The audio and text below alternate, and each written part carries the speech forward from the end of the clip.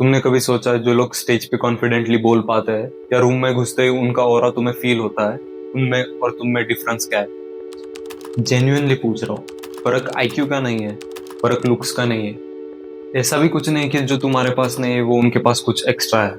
बस फर्क इतना है, उन्होंने कुछ चीजें तुमसे अलग की है और वही बहुत ज्यादा मैटर करती है। And I know that the reason behind you click on this video. तुमने भी ये चीजें कभी ना कभी एक्सपीरियंस की है। Let's take example.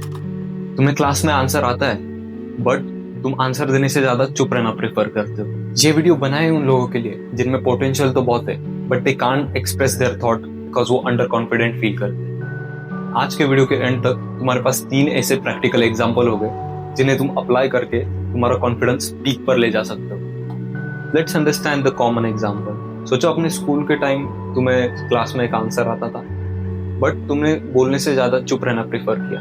तब तुम्हारे माइंड ने एक सिग्नल नोट किया कि चुप रहना इज इक्वल्स टू सेफ।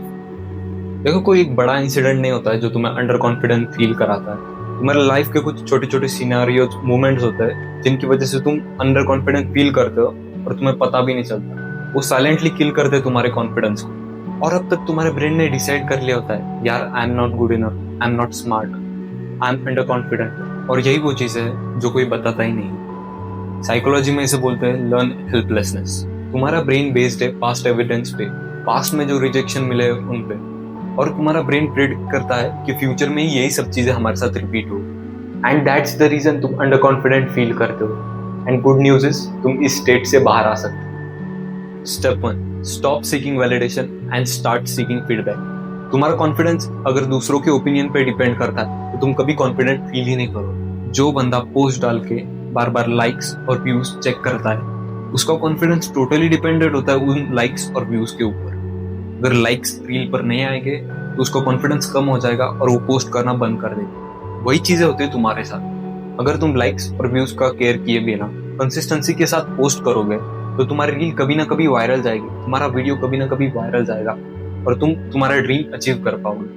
पर अगर तुम्हारा कॉन्फिडेंस डिपेंड करेगा रील्स के लाइक्स और व्यूज के ऊपर तो तुम वो चीज कभी अचीव नहीं कर पाओगे। Validation seeking is totally dependent on dopamine, जो टेम्पररी बहुत हाई रहता है बट एक लेवल के बाद सडन क्रश आता है। And feedback seeking is totally dependent on growth, जो स्टेबल और लास्टिंग होता है।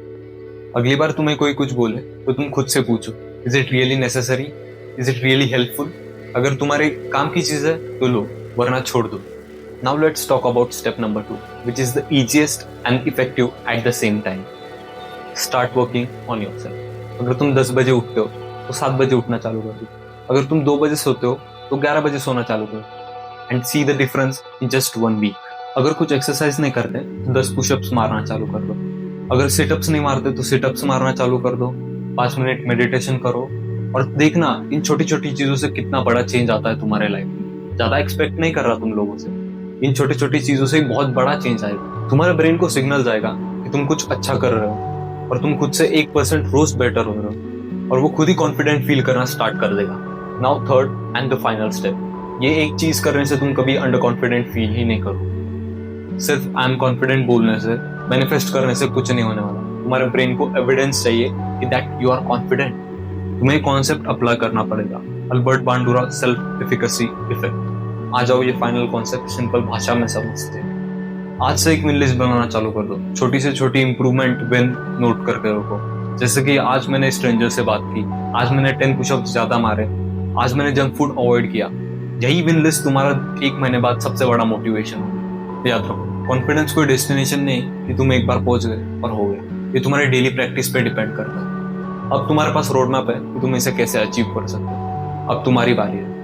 इस वीडियो पर तुम लास्ट तक बने रहे, इसका यही मतलब होता है कि तुम अपने कंडीशन के बारे में अवेयर हो और यही सबसे बड़ी अचीवमेंट। अगर तुम्हें ये वीडियो पसंद आया होगा तो इस वीडियो को लाइक करो, चैनल पे नए तो चैनल को सब्सक्राइब करो और ये वीडियो उस दोस्त के साथ शेयर करो जिसको इसकी सबसे ज्यादा जरूरत है। And keep growing.